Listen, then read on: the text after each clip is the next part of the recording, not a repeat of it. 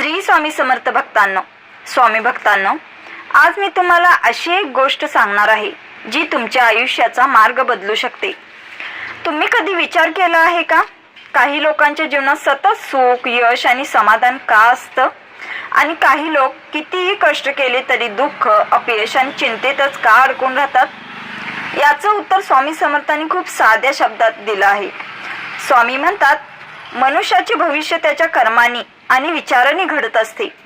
म्हणून जर तुम्हाला तुमचा भविष्यकाळ सुखाने भरलेला हवा असेल तर आज मी सांगत असलेल्या काही गोष्टी नक्की अंमलात आणा.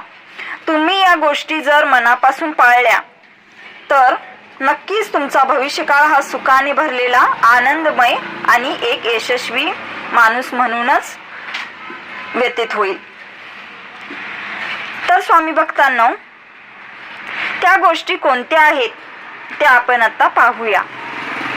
त्यातील पहिली गोष्ट म्हणजे दिवसाची सुरुवात तक्रारीने नाही तर कृतज्ञतेने करा. म्हणजेच सकाळी उठल्याबरोबर मोबाईल पाहू नका. डोळे मिटा आणि स्वामींना नमस्कार करा. मनात म्हणा, स्वामी, आजचा दिवस तुमच्या चरणी अर्पण करत आहे.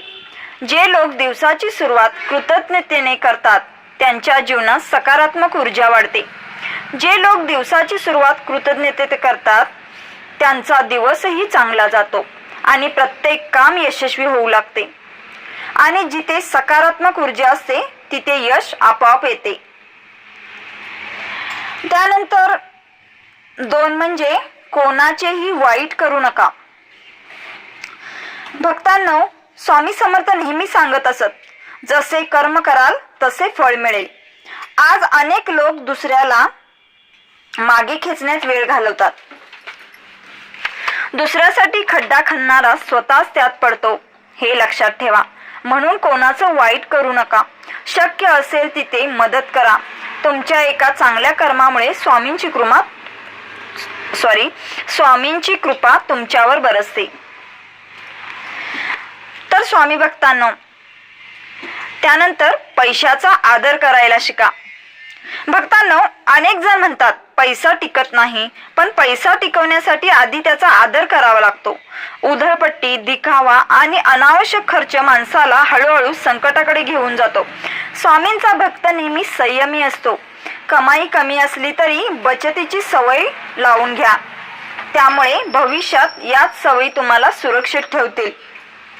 पैशाची बचत केल्यामुळे आपल्याला अडचणीच्या वेळी तोच पैसा कामी येतो. म्हणून पहिल्यांदा पैशाचा अनादर न करता आदर करायला शिका. त्यानंतर रोज नामस्मरण करा. स्वामी भक्तांनो, ही सर्वात महत्त्वाची गोष्ट आहे. दररोज फक्त 10 मिनिटे मनापासून म्हणा, श्री स्वामी समर्थ, श्री स्वामी समर्थ. तुम्हाला लगेच चमत्कार दिसणार नाहीत, पण काही दिवसांनी तुम्हाला जाणवेल, मन शांत होत आहे, भीती कमी होत आहे आणि आत्मविश्वास देखील वाढत आहे. त्यामुळे स्वामींचं नामस्मरण करायला कधीही विसरू नका. सकाळ सकाळी तुमचं सर्व आवरल्यानंतर म्हणजे आंघोळ वगैरे झाल्यानंतर स्वामींचं 108 वेळा नामस्मरण करा आणि मगच कामाला वगैरे बाहेर पडा आणि बघा चमत्कार. तुमचं जीवनच हळूहळू बदलून जाईल. तर त्याच्या पुढची गोष्ट म्हणजे आई वडील आणि वडीलधाऱ्यांचा आदर. ज्या घरात आई वडिलांचा अपमान होतो तिथे सुख जास्त काळ टिकत नाही. त्यांचे आशीर्वाद म्हणजे देवाचा आशीर्वाद. स्वामी समर्थ स्वतः सर्व जीवांमध्ये परमेश्वर पाहत, म्हणून घरातील मोठ्या माणसांचा सन्मान करा. आणि स्वामी भक्तांनो, जो व्यक्ती आई वडील आणि वडीलधाऱ्यांचा आदर करतो त्याच्या घरात कशाचीही कमी नसते. त्यानंतर पुढचं म्हणजे चिंता सोडा आणि प्रयत्न सुरू ठेवा. भक्तांनो, आज अनेक लोक भविष्याच्या भीतीने जगतात. उद्या काय होईल, माझं काम होईल का नाही, माझी समस्या सुटेल की नाही. तर भक्तांनो, स्वामी समर्थांचे एक वचन लक्षात ठेवा, भिवू नकोस, मी तुझ्या पाठीशी आहे. हे फक्त शब्द नाहीत, हा प्रत्येक भक्तासाठी दिलेला आधार आहे. तुम्ही फक्त प्रयत्न करत राहा.